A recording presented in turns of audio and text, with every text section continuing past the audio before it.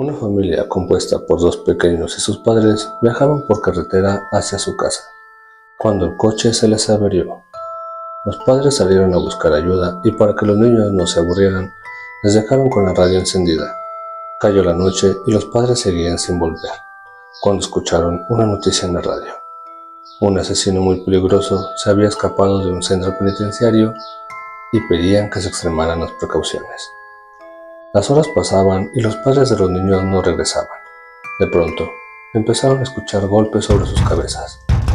Los golpes, que parecían provenir de algo que golpeaba la parte de arriba del coche, eran cada vez más rápidos y más fuertes. Los niños, aterrados, no pudieron resistir más, abrieron la puerta y huyeron a toda prisa. Solo el mayor de los niños se atrevió a girar la cabeza para mirar qué provocaba los golpes. No debería haberlo hecho.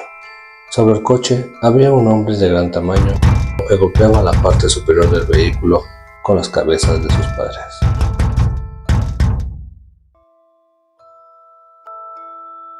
Esta historia está basada en hechos reales.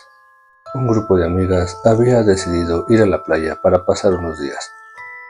Se registraron en el hotel y subieron a su habitación a dejar el equipaje, pero notaron un olor peculiar, como si se les hubiera olvidado sacar la basura o no hubieran tirado la cadena del baño.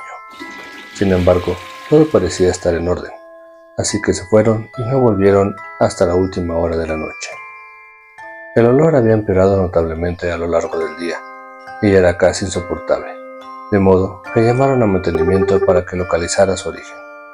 Las personas que demandaron miraron debajo de las camas, dentro de los armarios, incluso olfateó los desagües y las ventilaciones, pero no pudo encontrar la fuente del olor. Al final, limpiaron la habitación con grandes cantidades de productos, pusieron la ventilación al máximo y desearon las buenas noches al grupo de amigas. La peste estaba por el momento enmascarada, y como ellas estaban agotadas, se fueron a la cama. Una de ellas escondió la cartera debajo del colchón como acostumbraba hacer en los hoteles. Todas durmieron hasta bien entrada la mañana.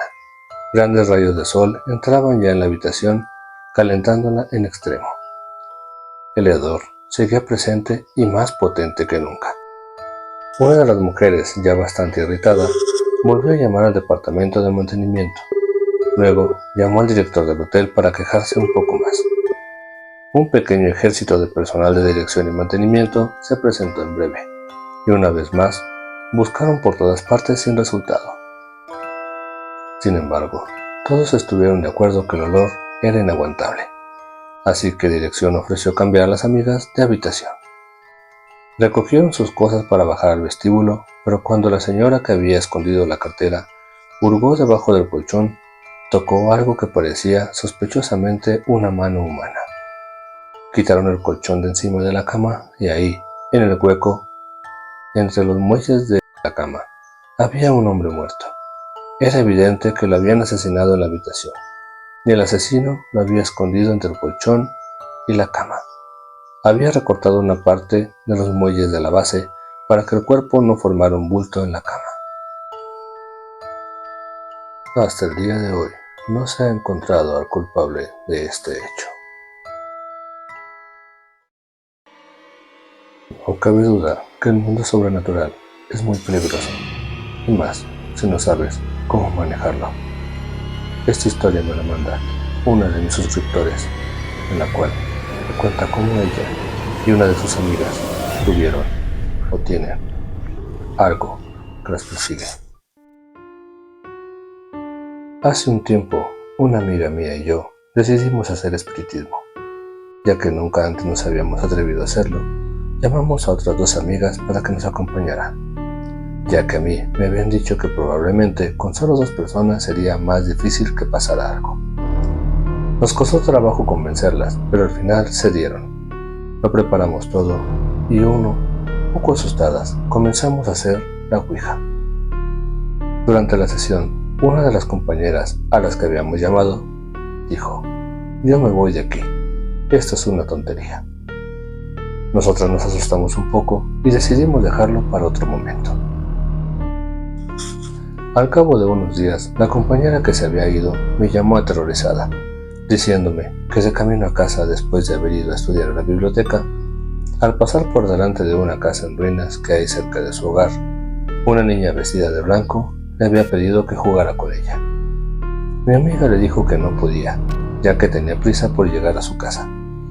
Y acto seguido, la niña comenzó a llorar con lágrimas de sangre. Mi amiga salió hacia ahí corriendo y al llegar a su casa fue cuando me llamó. Hasta ahí fue lo que me contó mi amiga. En un principio me lo tomé a broma, pero algo me hacía pensar que mi amiga hablaba muy en serio. En mi habitación comencé a darle vueltas al asunto y me acordé del día que habíamos hecho espiritismo y de las malas maneras con que las amigas se habían retirado. Pensé que no tendría nada que ver y me dormí. Al día siguiente, esta misma amiga me llamó porque iba a quedarse sola en casa y tenía miedo. Así que decidí acompañarla, ya que yo tenía que estudiar junto con ella. Tomé el autobús y ya en su casa nos pusimos a estudiar. De repente, oímos a nuestra espalda un ruido, como de arañazos. Las dos miramos y comprobamos horrorizadas que la niña que ella me había descrito estaba sentada sobre la cama de mi amiga, arañando la pared. Salimos corriendo de la habitación. Al llegar a la puerta observé que mi amiga no estaba, pero yo estaba demasiado asustada para esperarla. Un rato después, la policía llamó a mi casa informándome de que mi amiga había muerto de un ataque de asma. La habían encontrado en las escaleras de su casa con una expresión de terror en su cara. Yo estuve en tratamiento psiquiátrico unos meses y ya me estaba recuperando, pero el día anterior, en mi buzón apareció una nota escrita con letras de niña pequeña que decía: tu amiga murió por no jugar conmigo. Tengo una muñeca nueva. ¿Quieres jugar conmigo? Hasta aquí deja la historia. Tú decides si esto es verdad o no. Pero recuerda que en el mundo sobrenatural no se juega.